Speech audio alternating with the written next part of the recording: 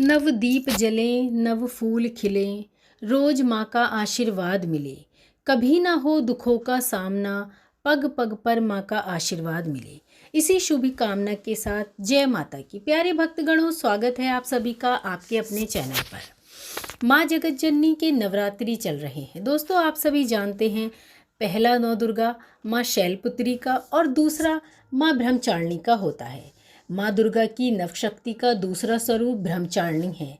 आज हम माँ के ब्रह्मचारिणी रूप की ही कथा सुनेंगे। ब्रह्मा का अर्थ है तपस्या। माँ दुर्गा का यह स्वरूप भक्तों और सिद्धों को अनंत फल देने वाला है। इनकी उपासना से तप, त्याग, वैराग्य, सदाचार और संयम में वृद्धि होती है। ब्रह्मचारिणी का अर्थ तप की चारिणी यानी तप का आचरण करने वाली। देवी का यह रूप पूर्ण ज्योतिर्मय और अत्यंत भव्य है। इस देवी के दाएं हाथ में जप की माला और बाएं हाथ में एक कमंडल धारण किए हुए है।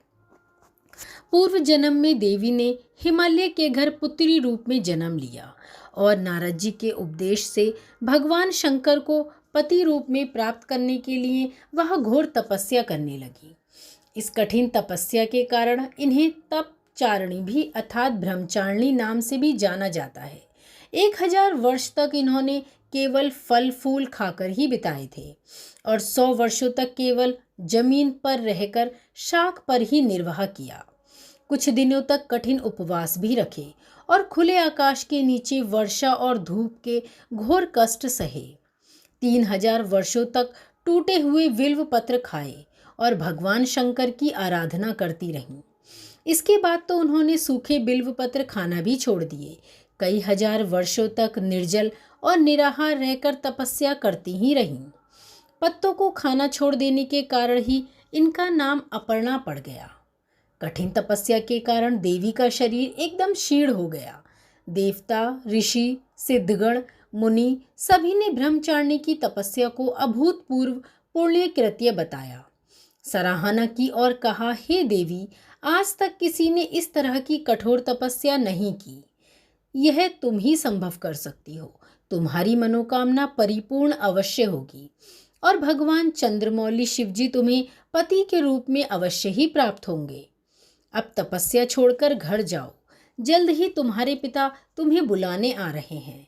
इस देवी की कथा का सार यह है कि जीवन के कठिन संघर्षों में भी मन विचलित नहीं होना चाहिए। माँ ब्रह्मचारिणी देवी की कृपा से सर्व सिद्धि प्राप्त होती है। बस आपके मन में अड़िग विश्वास और संकल्प होना चाहिए।